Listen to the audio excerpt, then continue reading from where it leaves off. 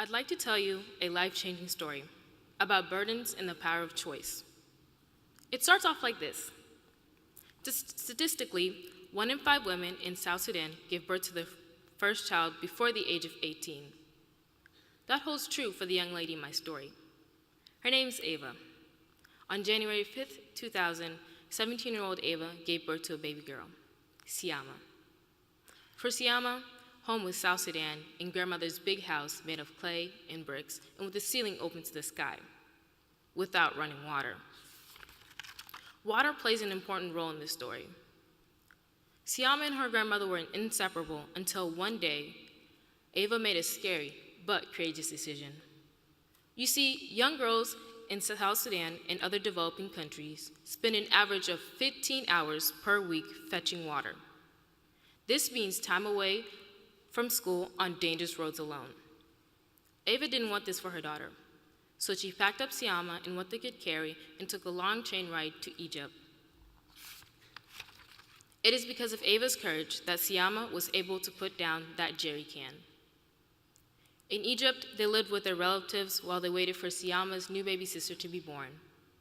Shortly after the baby was born, they began their last leg of the journey. Ava packed up her children and boarded an airplane for a long ride over the Atlantic Ocean. This was a journey with many firsts for Siama. First plane ride, first hamburger, first slice of pizza. But it would be the last time that she would see her family and friends in Africa. She flew over the Statue of Liberty, and after a few hours in New York, flew to her new home, Kansas City, Missouri.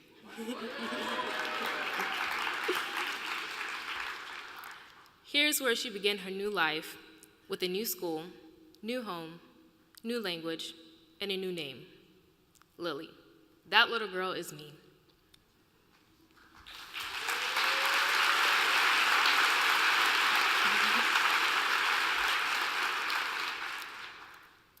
I faced many obstacles when I first came to America, learning English, going to kindergarten, and helping care for my little sister as my mom and stepfather worked.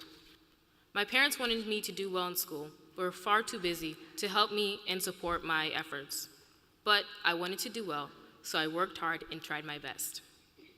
My teachers began to take notice in my individual determination, and in 6th grade, encouraged me to apply for AVID. My AVID teachers believed in me and pushed me to try new things like challenging classes and gave me the support that I needed to succeed. Just like my mom, I'm willing to take on any challenge to improve my life. Since my teachers believed I could do it, I began taking honors classes. And it is because of middle school AVID that I chose to put down a regular textbook and pick up an honors textbook instead. This is AVID. In high school, my AVID teachers saw some things in me that I couldn't see for myself. AVID didn't just help me at school, but it helped me at home to overcome any challenges that came my way. AVID helped me begin to believe that college was a real option for me and not just a dream. My confidence grew, and I began to see myself as a strong student that my teachers said I was. As Maple Park Middle School attained the AVID National Demonstration School status, I found myself truly becoming a leader not only in the class, but in the school. It is because of high school AVID that I choose to put down an honors textbook and pick up an AP textbook instead.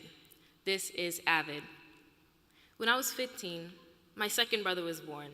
He became a responsibility after school and throughout the night as my parents worked. I loved my brother like a son and was happy to help the family. But it made balancing the challenges of school and sports very difficult.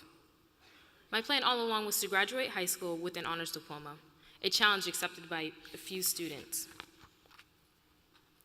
The honors diploma courses began in junior year, but that year was a tough one at home. I had always been willing to pull more than my weight at home without resenting the fact that I had far more responsibilities than my peers. But this year was more than I can handle.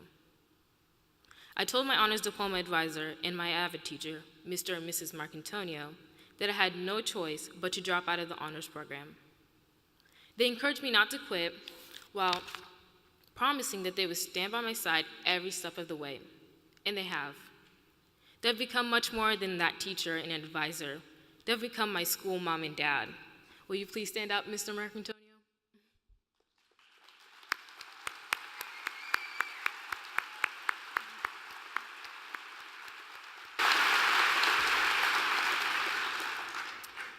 And now, because of my Avid family's hard work and the collective determination of my entire school, I am proud to be a part of a North Kansas City School District's second Avid National Demonstration School, Winnetonka High School.